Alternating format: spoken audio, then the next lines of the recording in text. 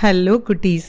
இப்போ நம்ம கேட்க போகிற நிறைய கதைகள் ரொம்ப ரொம்ப ஃபன்னியாக இருக்க போகிற கதைகள். இந்த கதைகளை யார் எழுதினா அப்படின்னு பார்த்தாக்க கான்ஸ்டன்டைன் ஜோசப் பெஸ்கி அப்படின்னு சொல்லிட்டு ஒருவர் வெளிநாட்டிலேருந்து இங்கே வந்து தமிழ்லாம் கத்துண்டு பேரை வீரமாமுனிவர் அப்படின்னு மாற்றிண்டு அதுக்கப்புறமா இந்த மாதிரியான ஒரு நகைச்சுவையாக ரொம்ப ஃபன்னியான ஒரு கதைகள், இதுக்கு பேர் இலக்கியம்னு பேர், இந்த மாதிரியான கதைகளை எழுதி கொடுத்துருக்கார் நம்மளுக்காக. ரொம்ப ரொம்ப அழகான கதைகள். நீங்கள் you are going to enjoy the stories. இது எப்படிப்பட்ட கதைகள்னு பார்த்தா, ஒரு 5 ஸ்டூடெண்ட்ஸ் இருக்கா, ஒரு டீச்சர் இருக்கா. இந்த 5 ஸ்டூடெண்ட்ஸும் எப்படிப்பட்டவங்கனாக்க மடையர்கள்னு பேர். மடையர்கள்னாக்க அவ கெட்டவா கிடையாது, பேதைகள். எது நல்லது எது கெட்டது அப்படின்னு அவர்களுக்கு தெரியாது, அதை தெரிஞ்சுக்கணும்னு ஆசை கிடையாது. ஸோ அதுக்கு பேர் தான் பேதமை அப்படின்னு திருக்குறள்ல திருவள்ளுவரே சொல்றார். அறியாமை அப்படிங்கிறது தான் அதுக்கு இன்னொரு பேரு. ஸோ இவளுக்கு அறியாததுனால என்ன ஆயிடும்னா, தானும் கஷ்டப்படுவா, தனக்கும் கெட்டது கொண்டு வந்துப்பா, அதோட சேர்ந்து நல்லது எதையுமே அவளுக்கு அனுபவிக்க முடியாம போகும். இந்த விஷயத்தை வச்சு இவர் இப்படி ஒரு ஸ்டோரிஸ், ஒரு சீரீஸ் ஆஃப் ஸ்டோரிஸ் பண்ணியிருக்கார். இந்த 5 பேர் இப்ப பார்க்கலாம். மட்டி, மடையன், முட்டாள், மூடன், பேதை. இந்த பேர்லயே தெரியறது இல்லையா நம்மளுக்கு இவாளுக்கு எவ்வளோ அறிவு இருக்குன்றத. ஸோ இவா ஸ்கூலுக்கு போக மாட்டா, ஸ்கூல்ல போய் கத்துக்கணும்னு ஆசைப்பட மாட்டா. அந்த மாதிரி ஒரு கேரக்டர் இவா. எல்லாரும் அந்த மாதிரி இருக்கிறவா. நம்மளாம் அப்படி இருப்போமா? ஸ்கூலுக்கு போனாதான் நம்மளுக்கு நாலேஜ் வரும். டீச்சர்ஸ் கிட்ட பேசி கேட்டு தெரிஞ்சுட்டாதான் அந்த நாலேஜ் இன்னும் கொஞ்சம் நல்ல ஸ்ட்ராங்கா ஆகும். இதெல்லாம் நம்மளுக்கு தெரியும் இல்லையா? ஆனா இவாளுக்கு அதெல்லாம் பத்தி கவலை கூட இல்லை, அதெல்லாம் இருக்குன்னு கூட தெரியாது. அப்படிப்பட்ட ஒருத்தர்கள். நாட் ஒன்லி தட், அவளுக்கு சோம்பேறித்தனமும் ரொம்ப ஜாஸ்தி.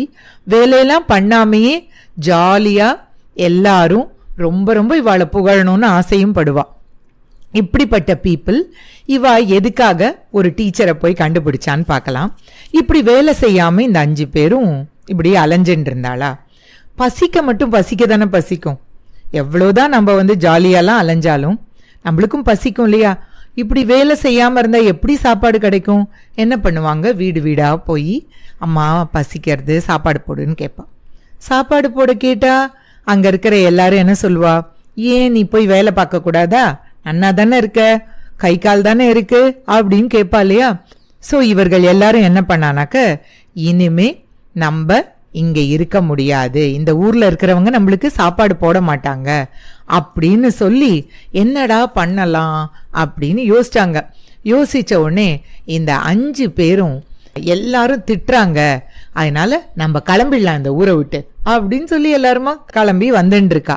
வர்ற சமயத்துல இந்த இடத்துல எத்தனை நாள் எப்படிடா பிழைக்கிறது, நம்மளுக்கு யார் சாப்பாடு கொடுப்பா, இப்படி யோசிச்சுண்டு இப்படி நடந்துட்டு இருக்காங்க. அங்க ஒரு மடம்னா அந்த காலத்துல எல்லாம் எப்படி இருப்பான்னா, பீப்புள்லாம் அவ்வளோ ஜெனரஸ், அவ்வளோ மைண்ட்ல எல்லாருக்காகவும் யோசிப்பா. நம்மளாம் இப்போ நம்மளுக்காக வீடு கட்டிப்போம், நம்மளுக்காக கார் வாங்கிப்போம் இல்லையா? அந்த காலத்தில் கொஞ்சம் பணம் நிறைய இருந்ததுன்னா மற்றவர்களுக்கு என்ன பண்ணலான்னு யோசிப்பா. அப்போ சத்திரம் கட்டி வைப்பா. யாராவது வந்தால் தங்கறதுக்கு, அந்த காலத்தில் ஹோட்டல் கான்செப்ட்லாம் கிடையாது. சத்திரத்தில் தங்கிக்கலாம், தூங்கலாம், காலம்பரை எழுந்து குளிக்கலாம், அப்புறம் ட்ரெஸ் எல்லாம் துவச்சி போட்டுப்பா. அப்போல்லாம் வாஷிங் மிஷின் அந்த மாதிரி கான்செப்டே கிடையாது. அப்போ துவச்சி ஒலத்துவா. அதுவும் வேஷ்டி தான், சிம்பிள் ட்ரெஸ்ஸஸ் தான், வேஷ்டி மேலே ஒரு துண்டு தான், சீக்கிரம் காஞ்சிரும். வெரி லைட் வெயிட்டு காட்டன், இம்மீடியட்டா காஞ்சிரும். காஞ்ச உடனே எடுத்து கட்டிண்டு இன்னும் ஒன்றுத்த பேக் பேக்ல மாதிரி ஒரு மூட்டையில வச்சுப்பா. பேக் பேக் அந்த காலத்துல மூட்டை தான், மூட்டையில வச்சுட்டு இப்படி நடக்க ஆரம்பிச்சிருவா. ஏதாவது வேற ஏதாவது சத்திரத்துல சாப்பாடு போடுவா. சில இடத்துல தங்கறதுக்கு இருக்கும், சில இடத்துல சாப்பாடு அன்னதானம் இருக்கும். இப்படி சாப்பிட்டுட்டே கிளம்பி போயிட்டே இருப்பா. இன்னைக்கு மாதிரி ஹோட்டல், அப்புறம் நம்ம இந்த ஹைவேல இருக்கிற டிஃபன் சென்டர்ஸ் அதெல்லாம் கிடையவே கிடையாது. இப்படிதான் இருந்தது நம்மளோட ஊர் ஒரு காலத்துல. நீங்களாமும் பெரியவர்களானா நிறைய இந்த மாதிரி ஜெனரஸா நிறைய வேலைகள் பண்ணணும், சரியா? கண்டிப்பா செய்வீங்க தானே? இப்போ இந்த மட்டி, மடையன் எல்லாருமா சேர்ந்து நடந்து இங்க ஒரு மடம்னா என்ன இடம் நான் சொல்லியிருக்கேன், ஒரு அழகான ரெஸ்டிங் பிளேஸ்னு வச்சுக்கோங்க. அந்த மடம் பேரு பரமார்த்த குரு மடம். ஞாபகம் வச்சுக்கணும் இந்த பேர்லாம் என்ன, ஏன்னா இதுதான் நம்ம ரிப்பீட் பண்ண போறோம். பரமார்த்த குரு மடம் அந்த பரமார்த்த குருவோட மடமாக இருந்தது. அந்த மடத்துல இவ 5 சோம்பேறிகளும் வந்து சேர்ந்துட்டாங்க. அந்த சோம்பேறி என்ன பண்ணா, வந்து சேர்ந்து இங்க தூங்கிட்டாங்க. தூங்கி எழுந்து பார்த்தா அங்க ஒருத்தர் இருக்கார். அவரும் சோம்பேறி தான், ஆனா அவருக்கு தாடி இருக்கு, மீசை இருக்கு, கொஞ்சம் மடத்தோட ஒரு ஹெட் மாதிரி இருக்கார்.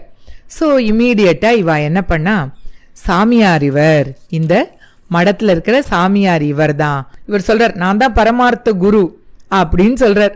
உடனே இவ எல்லாரும் என்ன சொன்னா, இனிமே நீங்க தான் எங்களுக்கு வழிகாட்டணும் குருவே, எங்களை நீங்க தான் காப்பாத்தணும். அவர் காலில் விழுந்தா. இவருக்கும் ரொம்ப நல்லதா போச்சு.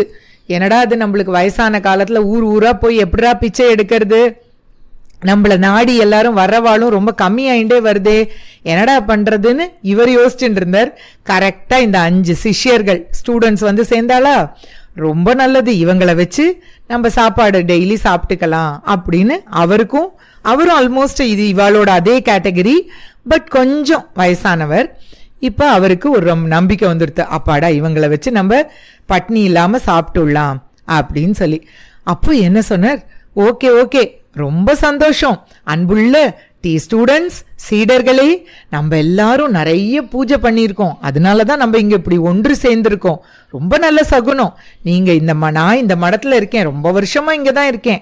நாம எல்லாரும் என்ன பண்றோம், வெளியூர்களுக்கு போலாம், போய் நிறைய பணம் இருக்கிறவாளை போய் பார்க்கலாம், பார்த்து அவர்கள்கிட்டேருந்து நம்ம நிறைய டொனேஷன்ஸ் வாங்கிக்கலாம், அதை நம்ம நாளைக்கே ஆரம்பிக்கலாம், காலங்கர்த்தால கிளம்பிடலாம், சரியா, எல்லாரும் ரெடியா இருக்கீங்களா அப்படின்னு கேட்டார். இப்ப என்ன நடக்கிறது அப்படின்னு அடுத்த கதையில பார்க்கலாம். இந்த ஸ்டோரிஸ் முழுக்கவே இந்த குரு அண்ட் ஸ்டூடெண்ட்ஸ் இவங்களோட நகைச்சுவையான என்னென்னலாம் பண்றாங்க அப்படிங்கறத பத்தினது தான் இந்த கதைகள் எல்லாமே. ஓகேயா, will enjoy and laugh and learn. Okay குட்டீஸ், see you with another story from this series. Bye bye.